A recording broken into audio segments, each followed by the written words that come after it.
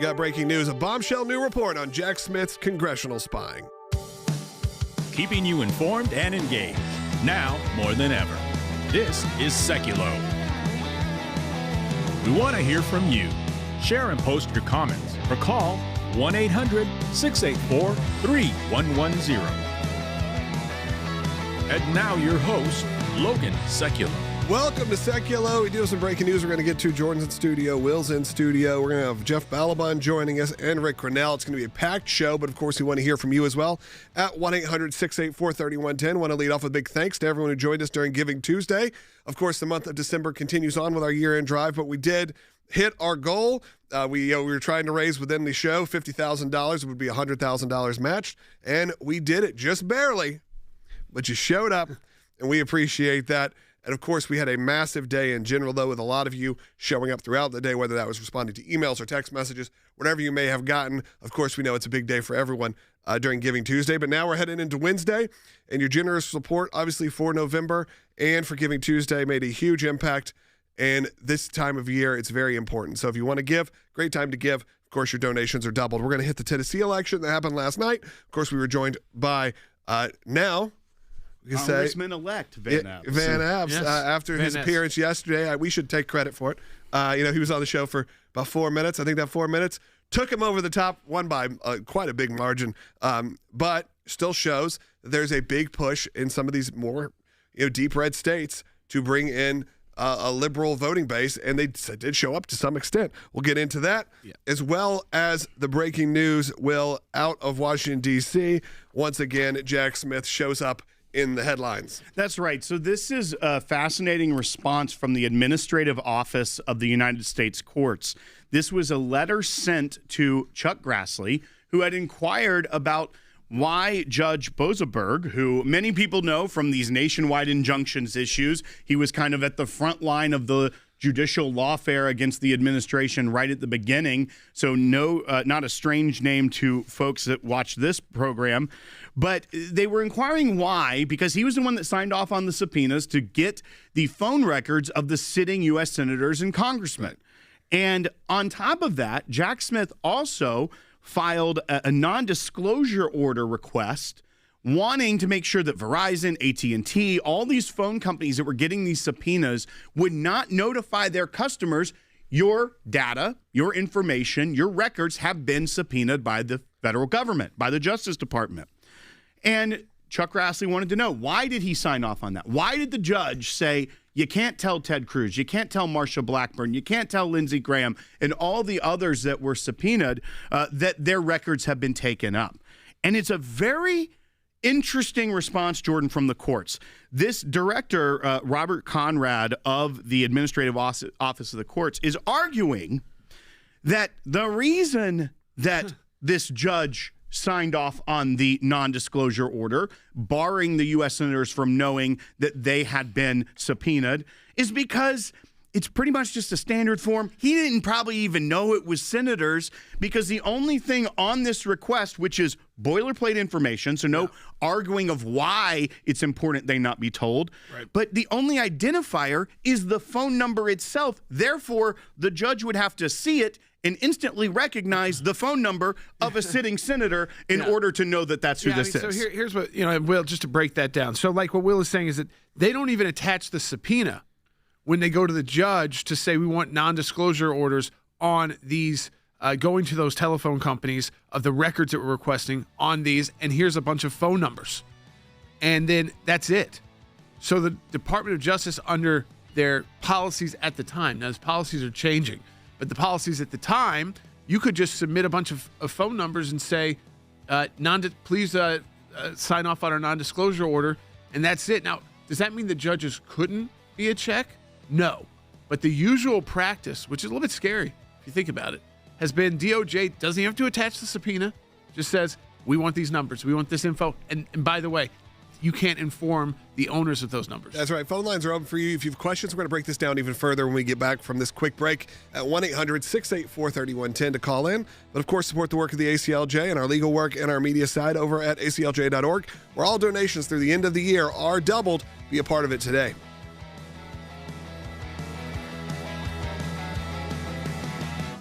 The FBI says former Special Counsel Jack Smith tracked private communications and calls of nearly a dozen Republican senators. It sure looks like targeting political opponents to me, and yet I haven't heard a word from that side of the dais about any concern whatsoever. We've got nothing but concerns today, but no concern at all for a Justice Department that is tapping the phones of sitting United States senators because who knows why. It's a really troubling, I think, diagram of how the deep state was working under Joe Biden.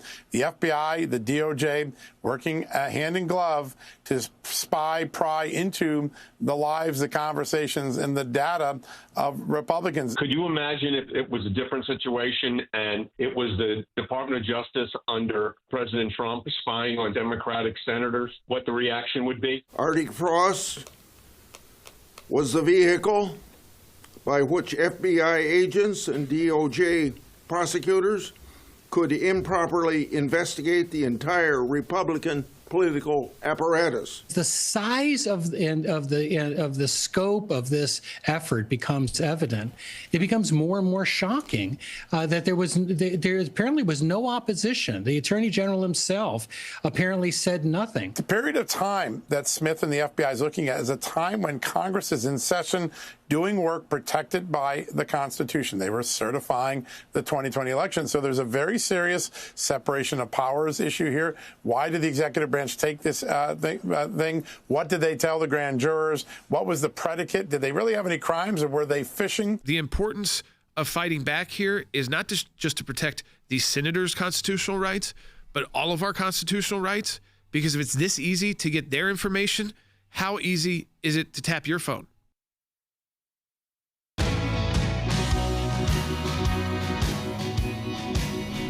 Welcome back to Sekulow. We are going to take your calls, like I said, at 1-800-684-3110. Well, I think it's important because a lot of people are just joining us right now. We're seeing those numbers really tick up, especially on social and on YouTube right now. So I think we got to give people a bit of what we're talking about here. Of course, they see the headline breaking Judge Bombshell Jack Smith case. You may have heard me give my tease saying new report, breaking new Bombshell report. So we got to give an idea of what this is, and I will tell you that we're live. I know that a lot of people, because the holidays, you may think, oh, I've heard this. I've heard about a Jack Smith report. Well, maybe a time or two. So what lets you know that we're live? We are live here. It is Wednesday, first Wednesday in December. We're here. We're live. You can tell because I am in a nice button-down shirt, which meant I had a school assembly to go to this morning. It's not summertime either. You're in that cozy flannel. I'm in that there. Fall looking, even though it's the early winter, it feels like now it's freezing here in Tennessee. Or below. Yeah, it's been for us, it's been brutal. Will's got the quarter zip going on. It's a full zip. It's not. Yeah. That's not cool right now. Well, it's a vest. I know. I just saying, man, people are into the quarter right now. So what we're looking at here is Chuck Grassley of the Judiciary Committee had asked the courts about specifically why Judge James Boasberg had made this decision to issue a non-disclosure order on the subpoenas that Jack Smith had issued against sitting members of Congress. You know that there were, I think, was it 9 or more of them that were just in the senator category? Plus you had a member of Congress that was scooped up in it, where they had subpoenaed the phone records around before and after January 6th of these sitting members of Congress. And then they asked the court to issue a non-disclosure order to the phone company saying you cannot tell your customer, in this case, the sitting member of Congress, that their records have been subpoenaed. Now, Chuck Grassley was asking the courts, what was the decision-making process? Why was this done? And the response, and I think, Jordan, this is once again why these stories are important, especially when it happens to a member of Congress, because it sheds light on how the system is run and happens and can affect even everyday Americans. So what the court's rationale here is, it says, and by the way, we're not going to get into, we don't think it's prudent or within the separation of powers for us to go into the decision-making of a judge. However, we will tell you this. that when these orders are requested by the Department of Justice for a non-disclosure order under 18 U.S.C. 2705B, which would prohibit a service provider from disclosing information about a grand jury subpoena, generally is filed electronically. The DOJ typically requests that such applications and all related filings be docketed under seal, and these requests are normally granted. The district court dockets NDO applications and related court orders using its SC, Stored Communications case type, and the application's orders remain under seal unless and until request for unsealing is made and granted. The applications for NDOs typically do not attach the related subpoena. Rather, they identify the subject accounts only by a signifier, e.g., a phone number. And they go on to say that normally these are boilerplate requests, so it doesn't go into any specifics of why maybe it's important to not let the target of a subpoena know that they're being subpoenaed. And in fact, the judges normally just grant them. So DOJ requests, and they complain about separation of powers here, but yet they're just rubber stamping through the courts these requests. It raises a host of constitutional issues, Jordan, as well as the protection of everyday Americans' information. If judges are just getting the request in boilerplate language, rubber stamping it through, and they would have to know the individual's phone number at a glance or ask more questions to even know who this order is pertaining to. Yeah, I mean, what's interesting here is that there are administrative subpoenas that the DOJ can issue on its own. Now, when you look at those, you'd say there's like drug crimes, healthcare fraud, reasons why you'd want, we were talking about before, like, and drugs is on there. First thing we talked about today was, again, not disclosing to a bunch of drug names out. You wouldn't want that public because then they'd know and it would mess up the entire investigation.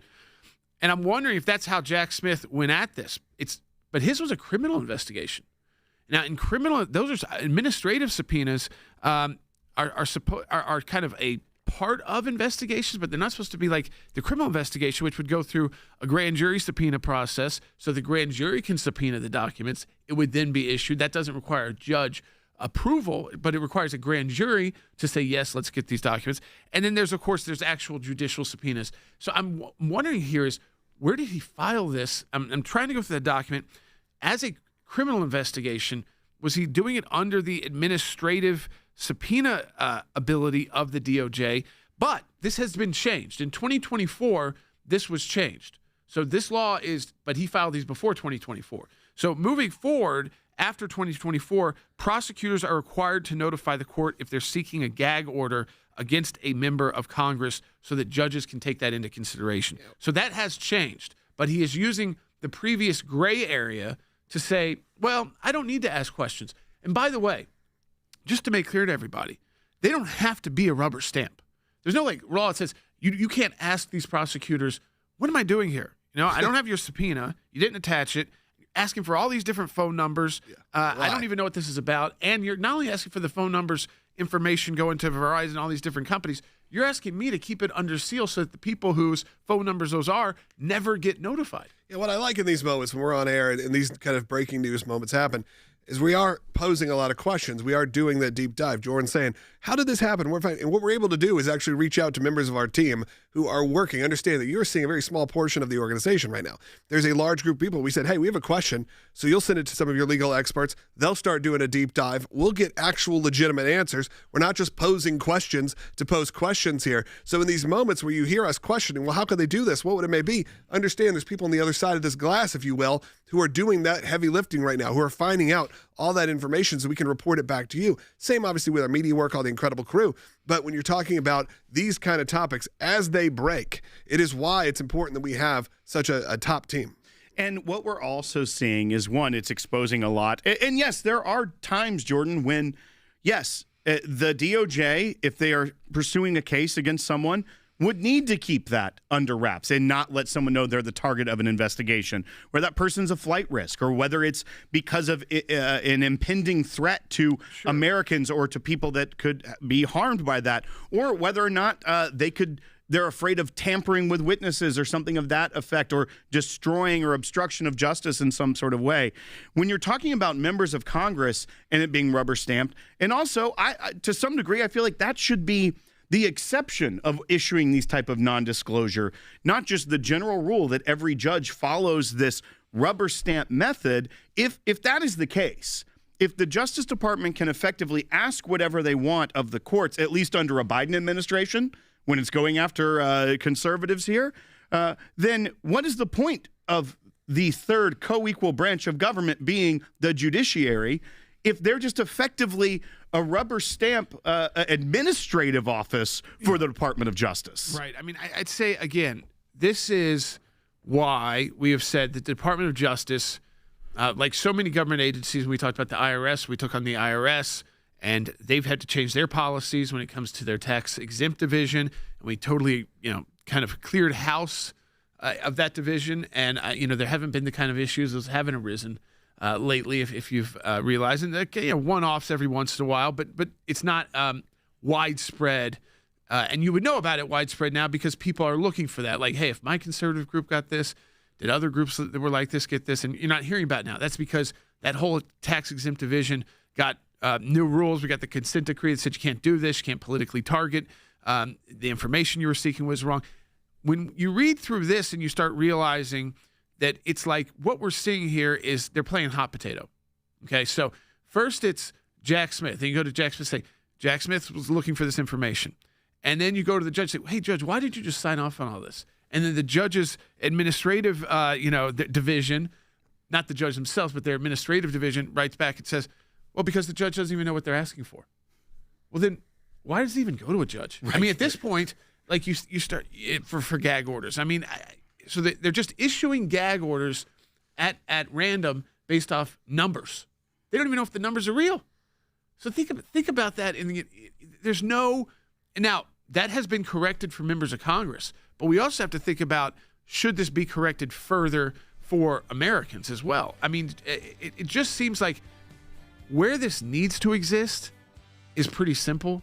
Violent crimes, terrorism, money, the real just investigating whether first of all, Jack Smith really didn't have grounds to get these numbers. These members of Congress are protected by the speech and debate clause. Yeah, we'll keep talking about this as well as we're going to head over to ACLJ Jerusalem the next segment. If you've been waiting for an update on what's going on in Israel, we got some pretty big updates. There's a lot happening, but we will continue this discussion, so don't go anywhere. If you're here for this, stay tuned. We're going to continue that in future segments and within the segment. And I'm going to break down for people later, too, why last night's victory was a big win for the GOP and a big loss for Dems, because you're not going to hear that in the mainstream media when it's a special election.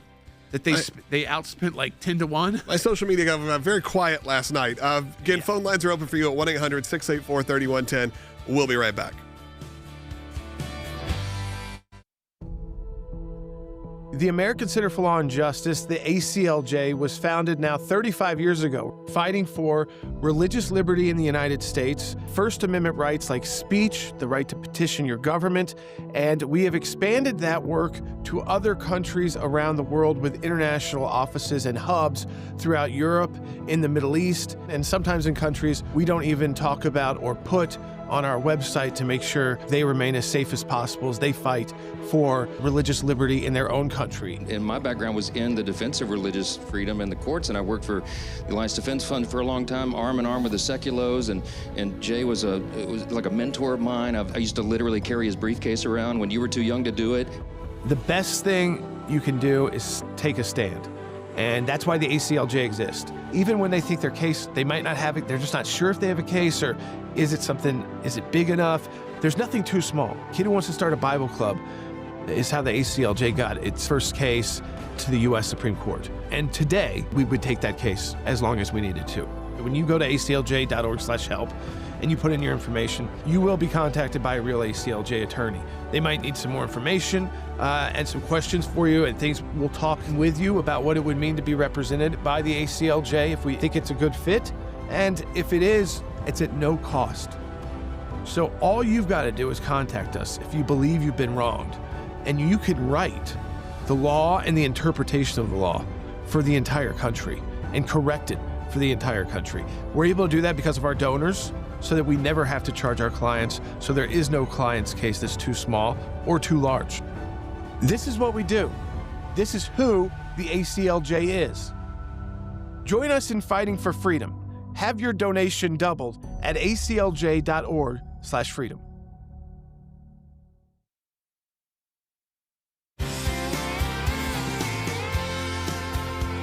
Welcome back to Sekulow. We are joined by phone by Jeff Balaban, head of ACLJ Jerusalem, and by phone for a very specific reason. That's because Jeff has been spending time on the border of Lebanon today. Jeff, let's get an update of where you are and what you're seeing. Well, without giving away exactly where I am at the moment, it's been a very interesting trip this particular time because I'm joining a group of senior legal scholars from around the world to see what's happening, not just the ceasefires, but everything that's happened since the October 7th war represents new challenges in the law because there really are no laws that cover the kind of atrocities that are being committed, the kinds of terrorist armies that are committing the atrocities, and how to keep the peace, how to move legally against the enemies of Israel who perpetrated these horrendous acts. And so it's actually Israel is struggling with working with lawyers from around the world and experts around the world about how to go forward. At the same time, yes, we were on the Lebanon border at one point today watching an exchange of fire, watching rockets land on the Lebanese side and on the Israeli side. And I don't think it's been reported at all. So, Yeah. There are hostilities ongoing. Yeah, I'm not sure what the reports are there, Jeff, but it feels like in general, America seems to have moved on from what's going on in Israel. In some ways, that's good because, of course, that limits the amount of anti-Semitic rhetoric that feels like was spinning out of control at one point. But another point is still there's active military things happening. There are humanitarian issues that are being addressed right now. There's still a lot going on in Israel. It's not, maybe it has gotten quieter, which is great, but it's also the news cycle of America eventually always tends to do this, which is not necessarily move on when things are over, but move on when they maybe America's ready to kind of forget it's happening. Well, there's a flip side to that. I agree exactly with what you're saying. But, part of what we heard today was from non-Jews, right? We heard from Druze who are very concerned about their compatriots on the Syrian side who, until recently, they, Christians, other minorities, were being slaughtered, massacred, atrocities committed. I mean, horrendous. I don't want to repeat them on air. Right. And it's being underreported because there's this charm offensive with this new Syrian president who, until a moment ago, was an al-Qaeda and ISIS terrorist. And there's a tremendous amount of concern. And so the fact that it's out of the news cycle should actually be concerning to us because it's not just about Israel and the Jews. Yeah, I mean, Jeff, what I wanted to bring up to you as Jordan is just the fact that, there's still active fire coming in from places like Lebanon when we've kind of heard this report that, and I think that some of it's true to the extent that Hezbollah has lost a lot of leadership, doesn't have the same kind of capabilities, but they are still firing into Israel. Oh, yeah. I mean, for example, we weren't very close to it, but we saw clearly the entrance to a tunnel that was 200 meters into Israel from the Lebanese side. Hezbollah had massive tunnels under virtually every home in bordering communities going into Israel, plus that and reserves of weapons, massive reserves of weapons, to launch an offensive. Really, thank God, Hamas acted first. Terrible thing to say because of those horrors. But if they had coordinated with Hezbollah up north, it's unclear whether Israel could have even survived that attack. Well, I mean, we all like to believe that God would have saved Israel, but, I mean, it would have been horrendous. So, yes, it is ongoing. And by the way, we were on the Gazan border yesterday, and today there's a report that the IDF raided 5 loaded rocket launchers on the border from Gaza coming into Israel. And Jeff, as you mentioned, the issue with Hezbollah, even though Israel, in the miraculous way with the attacks that were unprecedented, the way they took out the leadership, there are reports even today that Hezbollah is working on rebuilding with the financial assistance from Tehran. So it doesn't mean that just because we pummeled Iran with their nuclear program and that the leadership of Hezbollah was taken out, that you can just sleep on this and think that it is over, because they all we repeat this. I know this is not news to you, obviously, but when they have a stated goal of death to Israel, that doesn't mean, oh no, we took some losses, we're just going to give up our stated goal.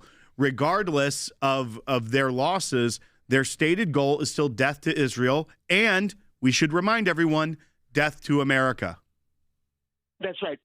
Someone pointed out today that Hezbollah's flag, which has certain Iranian symbols and death symbols, also has a globe, because that is their goal. They want to dominate the world. They do say death to Israel and death to America, and America's the great Satan. And let's remember, they were, they had close to nuclear capability. They were looking for ways to transport weapons to the American mainland. They remain a threat. It is wrong to disregard them. And Jeff, also, I wanted to mention, you talked about that you met with Drew's leadership in Israel.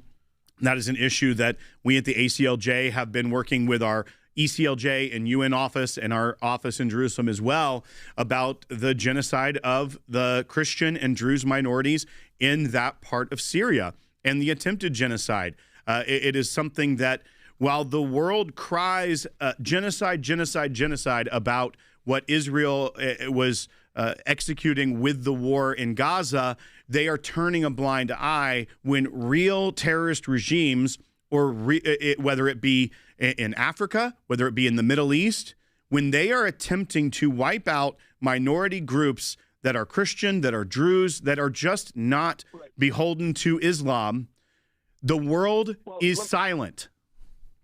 By the way, one of the things we heard, we don't have much time right now, but one of the things we heard was from diplomats who were saying that the other nations of the world, the same ones who are accusing Israel falsely of genocide in Gaza, they've been complaining that what Israel does when it wages war by warning the enemies to leave is setting the bar too high for international law. The same countries that are yelling at Israel about genocide are complaining that Israel is waging too moral a war and preventing civilian casualties. Jeff, and one of the things we also need to obviously always pay attention to is we're in the month of December now.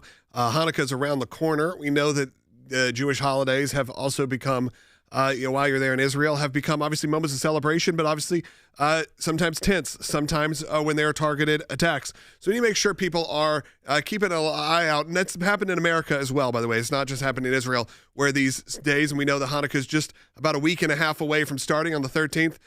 So I'm sure there's festive atmosphere there, but I'm sure, obviously, as always, a call for a little bit of concern. There is always concern, you're right, because there's a lot of kids in the street, young people in the street. It's a huge festive holiday going on, obviously, for 8 days. You're exactly right. The holiday season is always a cause for concern. And by the way, I just want to point out, just because we talk about this all the time, while I'm here working on this, we're also working, and I'm also involved in protecting Christian families whose kids are being subjected to pornography back in the United States. And everything we're doing is really global. It doesn't stop because some of us are in Israel or in America at any given time, or in Europe. And there is a global war on our culture. Yep. Jeff, in all respect. Thank you so much. We're just running out of time. I appreciate you chiming in. Will, you got something? Okay, you looked at me like you had something pressing. Well, it's that plaid shirt, Logan. I was just waiting to hear what you had to say. You want one for Hanukkah, which starts, like I said, there you go. Next Sunday. With that, Jeff, thanks for joining us. I do want to say we only got about a minute left in this segment. We have a second half hour coming up. Some of you don't get us on your local radio stations. If you're listening on terrestrial radio, we broadcast live, full video, television style on YouTube Live. That's every day from noon to 1 p.m. You can find all of it at aclj.org, also on Rumble and also on a lot of other platforms. Of course, you can catch us on whatever kind of way you podcast. I do want to say we are 5,000 subscribers away from our 2025 goal for YouTube subscribers. That is obviously to hit 450 or 550,000 subscribers. If you haven't subscribed today, I know a lot of you are brand new, maybe you haven't yet, or you get us in your feed and you realize you haven't subscribed. I'm going to encourage you to do that and send it to your friends. It's a great metric for us to be able to share and to get the word out there. Financially, obviously, we need your support. This is a great free way to support the work of the ACLJ, support this show, get notified. You can click that bell and all that, but subscribe right now. I'd love to see that number spike if you haven't yet. And let me know in the comments if you have subscribed or if you just subscribed. We'll be right back. Second half hour coming up in less than a minute. Planned Parenthood performed over 400,000 abortions last year, and now the organization is launching legal attacks nationwide. Planned Parenthood has been filing lawsuits across the country attacking states and their pro-life laws. They're attacking laws that are here to protect the unborn, but also the women. In Massachusetts, Planned Parenthood has gone after the federal government demanding money, and the ACLJ has stepped in Massachusetts to protect the unborn. In Massachusetts, We're also defending pregnancy resource centers that are the brunt of a lot of these attacks. They're using lawfare tactics to overturn abortion bans that are meant to keep the woman safe. Join us in the fight against Planned Parenthood by signing a petition at aclj.org.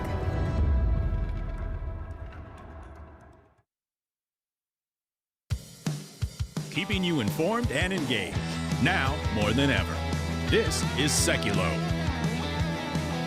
And now your host, Logan Sekulow. Welcome to Sekulow, second half hour of the show today. If you missed the first half hour, you can go back and watch it later on aclj.org or however you get your podcasts. And, of course, on YouTube, as I just said, we are 5,000 subscribers away from our goal. That's going to hit over 550,000, but it's also our goal of we wanted to add another additional 100,000 subscribers this year, and we are almost there. So if you are watching this and you have not subscribed yet, I'm going to encourage you to do so. Our team just asked me to say that. They put in the work, man, to make sure that you guys get this each and every day on all the different free platforms, and YouTube is one of the ones that's been growing and growing. So I encourage you, if you are on this platform, to subscribe. There's great content, not just this show, great clips that come out, all these kind of things that happen throughout the year and throughout the day. So do that at aclj.org. I do want to restate a little bit, and then we're going to be moving in to talk a little bit about that Tennessee election. You may remember yesterday we had Matt Van Epps on. It was a highly contested election in Tennessee. A lot of you didn't even know it was happening, but it became national news as the Democrats really put a lot of money into running Afton Bain to potentially take this spot that Mark Green held. And, of course, we're talking local Tennessee politics, but it became a nationwide story, really in the reverberation of Mamdani and the reverberation of a lot of these more how close the House leftist is. crowds. I mean, so you have 3 vacancies in the House, and then 2 of those are Democrat. Now we know one of those is being filled by a Republican. So the other 2, so if she had won, which no polls ever show that she would, but if she had won and pulled out, because that one poll that showed she was in 2%, that could have cut the House margin to 2.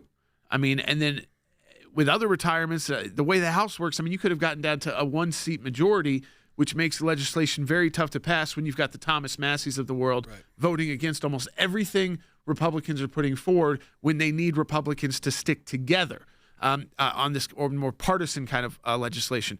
What we saw last night was that Tennessee voters, even during a special election, right after Thanksgiving, I mean days after Thanksgiving, people are just getting back to school, just getting back to work. Yeah. And they're and tough weather, and that, you know what, he still almost was at 10%. Yeah, and when you really look at the amount of people that voted, Will, it's significantly less in this district that voted just a year ago. When you talk about 14 counties, it's very small. Well, that's right, because just a year ago in the general election year when we had Mark Green versus Megan Barry, 322,000 people voted for this district. Last night, only 179,000 voted. So, but one of the other interesting things... We don't have midterm numbers for this district yet, right? Because it's newly drawn. No, we did. So this was Mark Green's district, but he had won the first year. This is the third year, third cycle. In the first year, I wonder what the midterms are like, because that's what we've got coming up next. I feel like it's probably going to be somewhere in the middle between a general election and a kind of special election. So, because midterms get more votes, they don't get nearly as many as when the president's on the ballot. And I'll be able to pull that up for the final segment when we get back into this, because the fundraising and the financial spend is the big interesting factor here, especially when you couple it with how much was spent just last year for a candidate that was more popular to a Tennessean, Megan Barry, former mayor of Nashville, that was very well liked, did a lot for the city as far as the investment economically, left in a scandal. But when you look at these and compare this, and then you hear what CNN and all these people are trying to say, it's quite laughable. Yeah, so they're saying Republicans just won when Democrats poured a bunch of money into a red state, into a red district, because they picked probably the worst candidate they could have run. Yeah, someone who on the record talked about how much she hated Nashville, our capital, the biggest city, really the biggest representation she had in her voting. When you look at that, and still, I mean, she won that county by a lot, but that's just going to happen. Phone lines are open for you. In the last segment, we're going to take your calls at 1-800-684-3110. But the last segment is only one segment away. Next segment, we got Rick Grinnell joining us. We can get an update from him. Always good to hear from him. And, of course, then we're going to hear from you.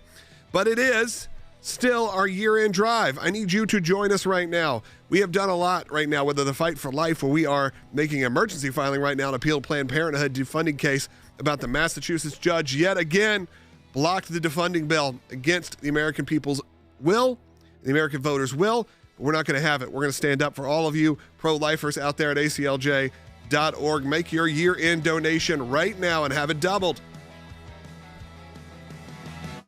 The Treasury, the U.S. Treasury, is now investigating allegations of this fraud in Minnesota. They have a big fraud scandal going on there between their Medicaid fraud situation that's going on, as well as this COVID relief fraud. This is where a large organization, Feeding Our Future, used over $1 billion in COVID relief to help what was supposed to be people that were food insecure or needed food assistance, and instead they enriched themselves off of it, created fake profiles, fake documents to just siphon off this, what was supposed to be COVID relief money. And now the Secretary of the Treasury, Scott Bessent, is saying, at my direction, U.S. Treasury is investigating allegations that under the feckless mismanagement of the Biden administration and Governor Tim Walz, hardworking Minnesotans' tax dollars may have been diverted to the terrorist organization Al-Shabaab. Thanks to the leadership of Donald Trump, we are acting fast to ensure Americans' taxes are not funding acts of global terror. If you're going to go after political opponents like that, someone that beat you in the presidential race as he was VP candidate, and by the way, he was a horrendous VP candidate. Yeah, I mean, you think about the consequences of being the vice presidential candidate, probably knowing a good chance that you are going to lose, is showing now what that looks like. I just want to be clear to people, though, this is not Donald Trump driving this. This was whistleblowers in Minnesota who work in that office, probably many of them who are not conservatives, who have just said this fraud is horrible. We tried to tell him, and he retaliated. And is going to what looks to be Al-Shabaab, which does make sense if you see the current sort of population of what's going on in Minnesota in general. And when our Treasury Secretary is saying that, again, this is not a talking head. This is not just a thing on X. Treasury Secretary, I mean, he is a highly respected guy.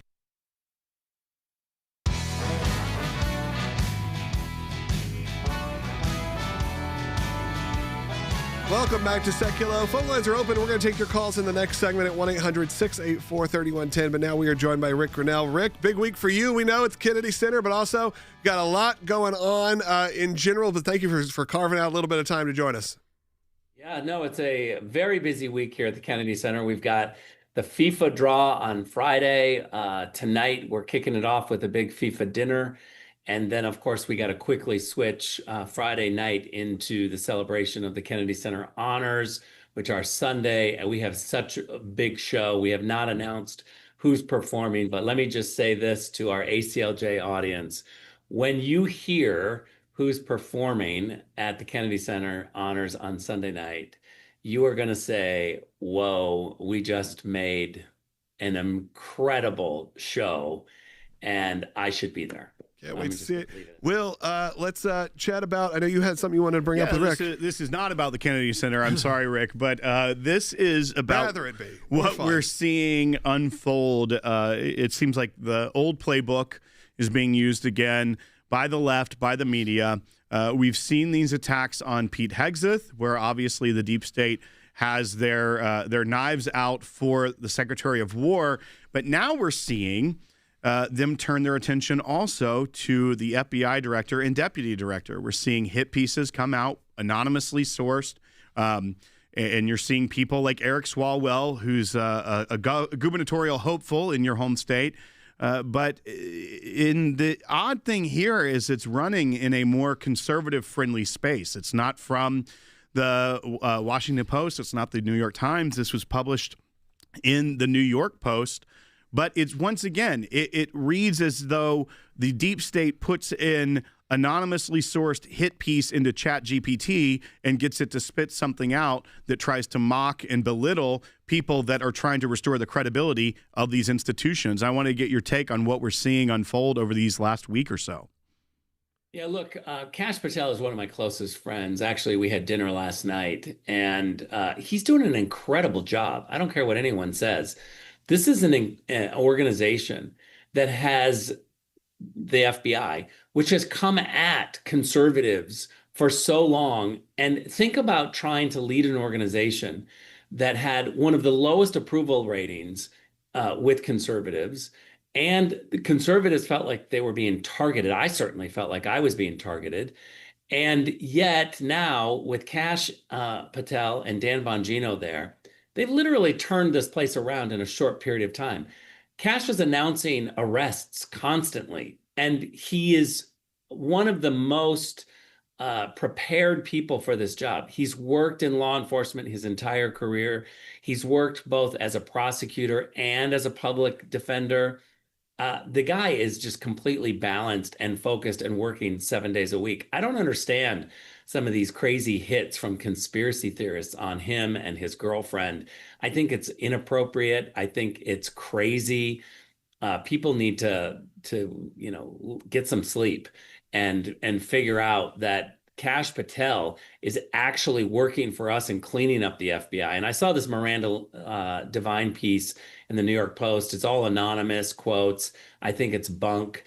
She's constantly going after the FBI with anonymous sources. And I think she too needs to understand that the place is completely turned around under Kash's leadership, and to somehow pretend like he hasn't forged a completely different path and the FBI rank and file are loving it, misses really the big point. Well, and I think that's the concern I have when I see, people on X that will take the bait and read things from the media. Like they haven't learned yet, apparently, that the media is lying to them about so many different things.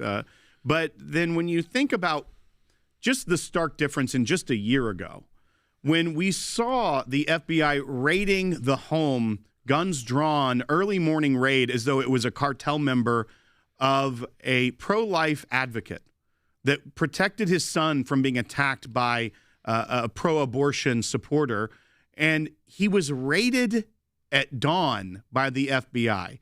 Churches that were having spies and informants infiltrating them in case they were too conservative in their theology.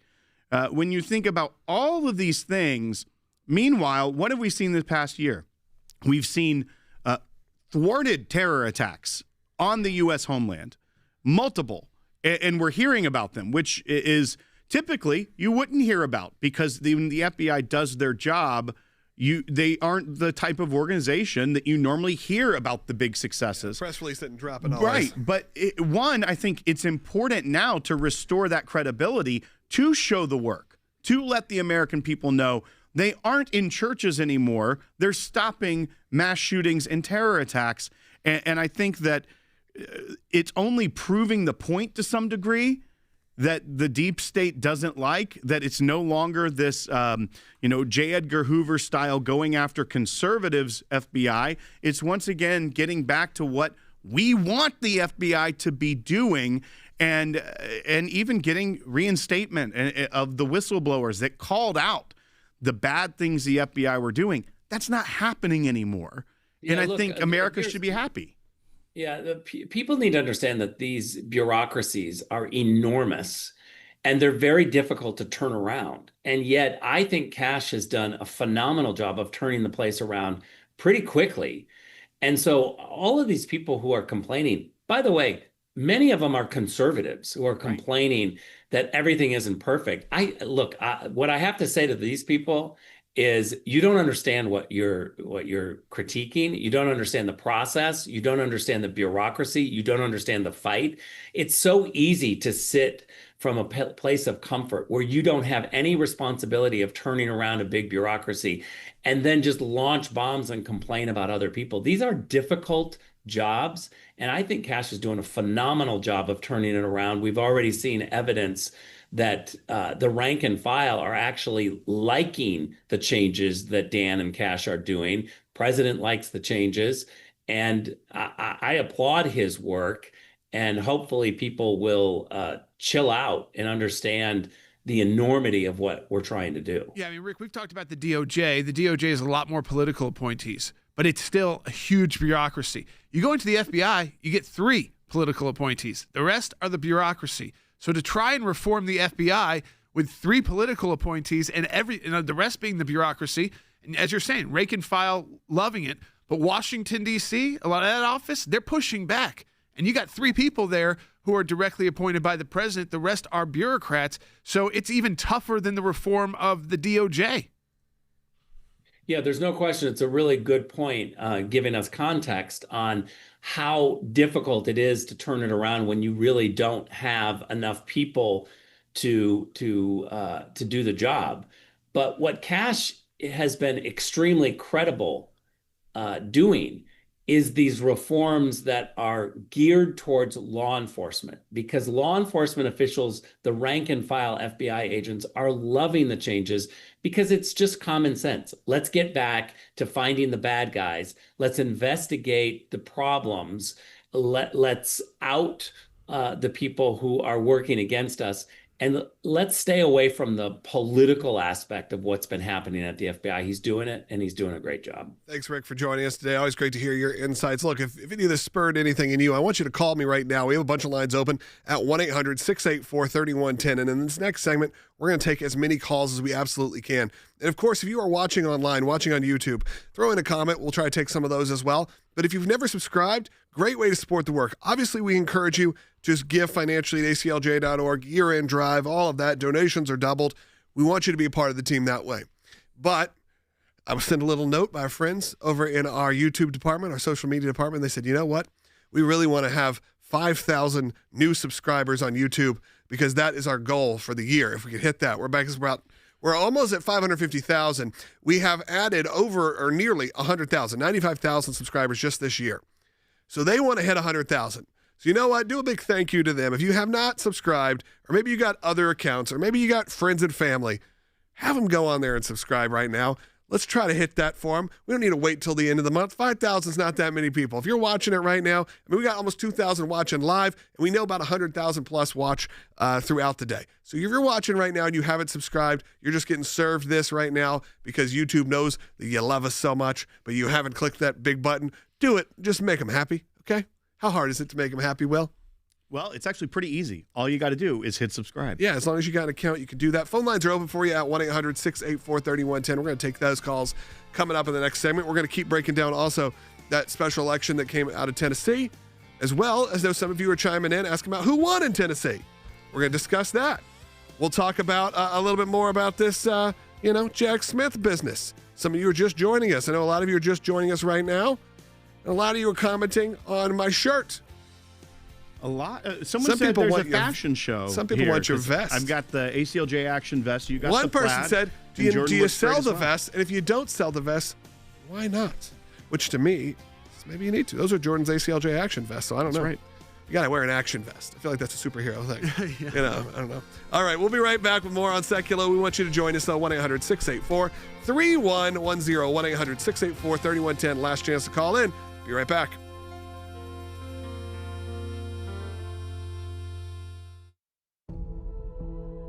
The American Center for Law and Justice, the ACLJ, was founded now 35 years ago, fighting for religious liberty in the United States, First Amendment rights like speech, the right to petition your government, and we have expanded that work to other countries around the world with international offices and hubs throughout Europe, in the Middle East, and sometimes in countries we don't even talk about or put on our website to make sure they remain as safe as possible as they fight for religious liberty in their own country. And my background was in the defense of religious freedom in the courts, and I worked for the Alliance Defense Fund for a long time, arm in arm with the Sekulows, and Jay was like a mentor of mine. I used to literally carry his briefcase around when you were too young to do it. The best thing you can do is take a stand. And that's why the ACLJ exists. Even when they think their case, they might not have it, they're just not sure if they have a case, or is it big enough? There's nothing too small. Kid who wants to start a Bible club is how the ACLJ got its first case to the U.S. Supreme Court. And today, we would take that case as long as we needed to. When you go to aclj.org/help and you put in your information, you will be contacted by a real ACLJ attorney. They might need some more information and some questions for you and things. We'll talk with you about what it would mean to be represented by the ACLJ if we think it's a good fit. And if it is, it's at no cost. So all you've got to do is contact us if you believe you've been wronged. and you can write the law and the interpretation of the law for the entire country and correct it for the entire country. We're able to do that because of our donors, so that we never have to charge our clients, so there is no client's case that's too small or too large. This is what we do. This is who the ACLJ is. Join us in fighting for freedom. Have your donation doubled at aclj.org/freedom.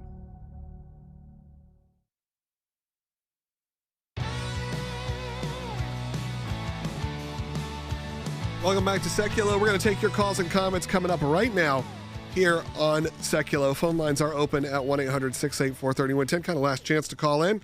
1-800-684-3110. We had a call about Israel. Let's go ahead and take that call, and then we can move on and talk a little more about what's going on in Tennessee. Let's go to Ann in Pennsylvania. Watch it on Facebook. You're on the air. Hi, guys. Listen, I just want to say I love you guys. You know, I come to you for a complete breath of fresh air, and I literally mean this, okay? My blood pressure is a bit high right now because, you know, as a Christian, as a MAGA, as a America First, as a always true loving American individual, I have always supported Israel. Now, I just want to say this really quickly, okay? It's bad enough that the left will attack Israel and accuse Israel of this and accuse Israel of that and the genocide and this other financial and the Jews control everything. But when people in our own party are doing it and they have fallen, and they have one person in particular, not mentioning names, when they go from once insisting that they're a Christian Zionist to this, what I call, I guess, a euphemism. Oh, I'm not an anti-Semite. It's Israel government I'm criticizing. Right. Okay, and literally accusing Israel of everything in every letter of the alphabet. And it needs to stop because conservatives and Christians, we have a spiritual connection to Israel. We love Israel. We're not saying that the government is always perfect, but at the same time, you're going to accuse Israel of everything under the sun. And I have yet to see the receipts. Talk about receipts. I have yet to see the receipts about Bibi. Oh, and supposedly Bibi will be in prison. This was declared by a conservative of whom I love and respect. Guys, I love you. Thank you for the breath of fresh air, especially pertaining to Israel, because Israel is an important ally. It's not a protectorate. It's an ally. If anything, it's both. Right. But Israel has always been our ally, the only true peaceful nation in the middle of the East, the size of New Jersey, surrounded by enemies that want to destroy Israel and all of us. And we seem to forget that. And yet Israel has invented and done so many amazing, brilliant things for technology-wise. And yes, Hollywood. Okay.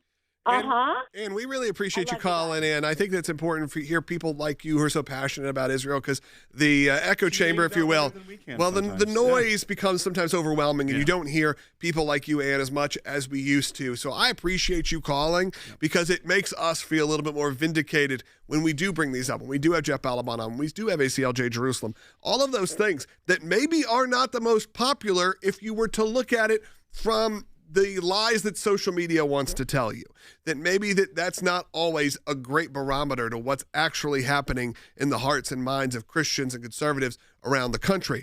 But of course, a lot of those voices get amplified, like you said, some of the ones that you agree with, some of the ones that you really like, but they've taken a very different stance on Israel. We have seen that. We've all had to kind of deal with that and what that looks like, what it means for really the coalescing of what you'd say is Christian conservatism.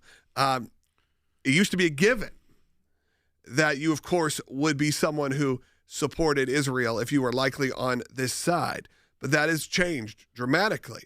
But maybe not as much as the media makes you want to think it is. Right. I'm not sure that some of those people are politically active either. So they may have... They're brand new. They're brand new, and so are they really going to even pick partisan sides? They don't like partisan politics in general. I still think there's a lot more people out there in the evangelical Christian world who support Israel. And the reason why we've seen a shift from some of these talking heads is because they needed a way to rebrand themselves so that they didn't sound like everybody else. And so they said, well, okay, you got all these people that support Israel that are conservatives. I'm going to be the conservative-ish, libertarian who doesn't. And then maybe people will tune in and I can have more arguments on my show and more disagreements, and it'll make news. And it works for a period of time. And then you start looking a little deeper and say, well, where's their money coming from? Why do they make this shift? And then it becomes clear and clear. And I just think, again, like you said, Logan, you see how quickly the attention moves away in the world. That's actually, there are some positives there. There's negatives there, as Jeff Balaban talked about. I think it relates to what happened here last night. I mean, I think all of those things. Yeah, the Democrats coming into this election, the special election in Tennessee, made a huge deal about one poll that showed the Democrat within 2 points of the Republican. All the other polls did not show that. In a special election, they will have to run again in the next midterm. So this is going to be happening again in a year. Yeah, in a year. And so, and in the next year, because Democrats almost lost by 10 points last night, what you will not see is likely a couple $1 million of outside money come in. Because they've got to go defend seats all over. It's every race. They've got to go defend seats. It's probably not worth it. There's a lot better seats to go look at than Middle Tennessee and a district that has gone from 20 to at least 10 points Republican. 10 points Republican is still a pretty strong Republican district, and yet these Democrat liberal commentators are telling us it was basically like a loss. It's not a loss. You know why? Who's going to be taking the oath and becoming a member of Congress? It's not what's her name, because that's what she is now. Yeah. It's Matt Van Epps. And Jordan, you know what's really fascinating, because you brought up this point. The race had about $1.3 million spent on Afton's campaign from outside groups. $1.3 million spent by outside groups. Last election in November, when this seat had a candidate that actually was liked by Nashvillians a lot better than Afton. This is a crazy stat. The former mayor of Nashville, who could have probably been mayor for life if she wanted, and she had a scandal, had to drop out, but still loved. She brought a lot of economic opportunity here. Guess how much outside spending was spent on her last November on her race for this seat? Crazy low. $3,876 from outside groups compared to $1.3 million spent on this state representative that hated her city, hated country music, and hated the police, wanted to burn down police stations, or at least applauded those that thought it was fine to do so. That is the difference. Police. And yet they're saying that when $1.3 million is spent by outside groups on a special election, effectively targeting groups to get to go vote, they're saying that a 10-point loss is a win and Republicans need to run for the hills? Give me a break. Yeah. No, I think that this showed you, and we were talking about it last night. First of all, when you go into a red state and a red district, yes, you've got to get your voters out because you've got all that money coming in from the outside, so they're going to get more people out. But if you look historically, this is not some huge concern for Republicans. It's like the New York City mayor's race. Why is that a huge concern? There wasn't even a legitimate Republican candidate running in that race. It's a concern for Democrats, I think, is that if they're going to put forward Afton Bay and they're going to have Mondami and these people, and in every district they're going to run Mondamis, you're going to see what happens. That might work in New York City, but it's not going to work in Middle Tennessee. Maybe this was the test to find out. Hey, unfortunately, Jerry, we weren't able to get to you today. I don't think we can take him. Let him know. He can call back. Democrats are just trying to look for anything to define themselves right now, and so far it's half a party of very, very old people and half a party of Democrat socialists. Yeah. She was one too. Yeah. Jerry, call back tomorrow. We'll do our best to get to you on the show. Thank you for calling.